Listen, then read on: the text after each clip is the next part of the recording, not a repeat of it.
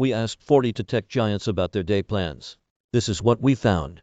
1 year after protests against police brutality shook much of the corporate world awake to the problems of racial equity in the workplace, Fast Company took a hard look at what has changed and what hasn't within the biggest technology companies in the country. A cornerstone of the Black in Tech project created in collaboration with The Plug, a publication covering the Black innovation economy, was a survey that went out to 42 of the largest and most important US-based technology companies with over 1,000 employees that Fast Company covers. These companies' market capitalizations, as of May 6 of this year, ranged from $2.8 billion to $2.1 trillion. Our financial data is current as of June 14. 37 technology giants responded to our queries and agreed to participate in the project. Stripe and Roku declined to participate, and Tesla, SpaceX, and Coinbase did not respond to repeated requests. For companies that did not participate, we searched for any public information about commitments or policy changes, and included those findings in the final project. Pieces of this data set, which encapsulates the public financial commitments made by these companies, as well as the changes made to their policies and procedures in the last year, are highlighted in data visualizations, which you can see here. But it's worth unpacking this data more. One of the biggest trends in tech over the last year is financial commitments to improving racial equity both within individual tech companies' walls, as well as across the country at large.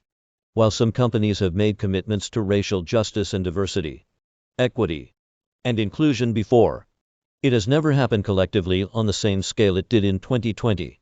Notably, after police killed Michael Brown Jr. in Ferguson in 2014, no major tech companies made any statements or donations.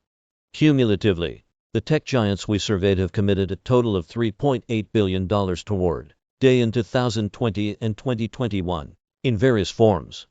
The largest chunk of these funds, $2.9 billion, or 75%, have gone toward initiatives that support Black-owned businesses.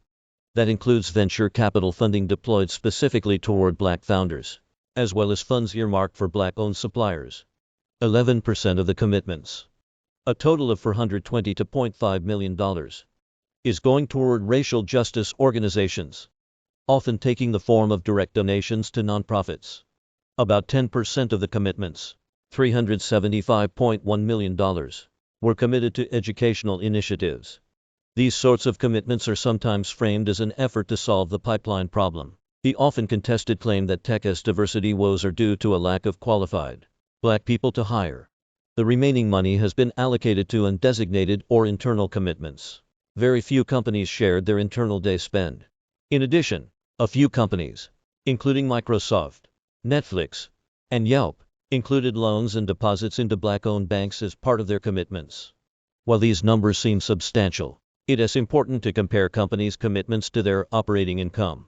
We took a look at companies which answered our survey that had an operating income of over $100 million in 2020, and analyzed how many days it would take for their profits to surpass their total commitments to racial equity.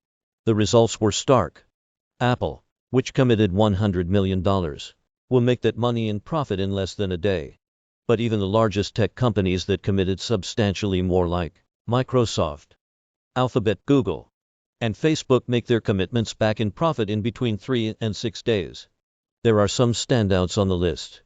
PayPal, which made $3.3 billion in operating income in 2020, would take almost 2 months of profit to pay for its substantial $535 million commitment.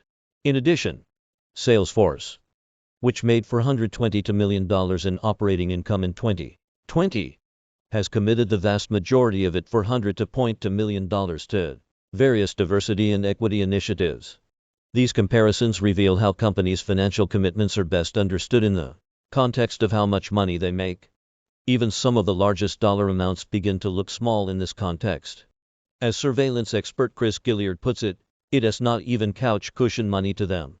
Along with asking companies about their financial commitments to equity, we also asked them a range of questions about their policies that can indicate a company is attempting to improve its DEI. One movement that has taken place is a push to bring more Black people onto boards of directors, and we found this reflected in the data.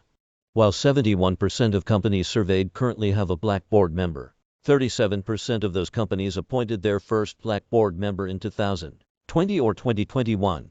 29% of companies surveyed do not currently have a black board member. We found that tech companies are split on requiring anti-bias or anti-racism training.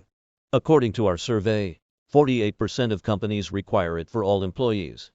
31% made it mandatory for all employees starting in 2020 or 2021. It is not mandatory for all employees at 35% of companies. Included in this bucket are companies that have made the decision to make it mandatory for all managers or all hiring managers, but not for all employees. For instance, an Uber spokesperson told us it has mandatory training on unconscious bias and micro-aggressions for leaders and has a training program focused on anti-bias for new employee and Nager onboarding. But DOS&T require the training for all employees because research suggests it. DOS&T have the desired impact. One noteworthy shift that is just starting to take place is who a company as day head reports to. For the vast majority of the companies who responded to our survey, the day head reports to the Chief People Officer, or equivalent. A small handful including Facebook, Pinterest, Peloton, and SC have their head of day reporting to either the CEO or the head of operations. These changes were made in 2020 or 2021, after the racial justice protests. Only one company, Yelp, had this kind of reporting structure in place before the protest. Its head of day has reported to the COO since 2016. Giving employees Juneteenth as a paid company holiday is another change that has occurred in the last year. About half of companies surveyed now closed their offices for Juneteenth, starting in 2020. No company had offered Juneteenth as a holiday previously. Overall, we found that about 2/3 of companies had made some kind of day policy change after the summer 2020 protests. It should be noted that several companies already had the policies we asked about in place before 2020. A year isn't a long time to create systemic change. And it is still unclear if any of the changes we've cataloged will in Tech's long track record of undervaluing and exploiting black employees. Based on the interviews featured in the Black in Tech project, workers just want to be paid and treated fairly. If companies can meet those basic requirements, having a black board member, giving everyone a paid holiday, or donating millions certainly won't solve the problem. We are publishing and analyzing this data to hold these companies accountable for their promises, since without transparency change will be even further out of reach. Fast Company will continue to follow how these commitments impact tech workers and users in the years to come. Experience the full Black in Tech project here.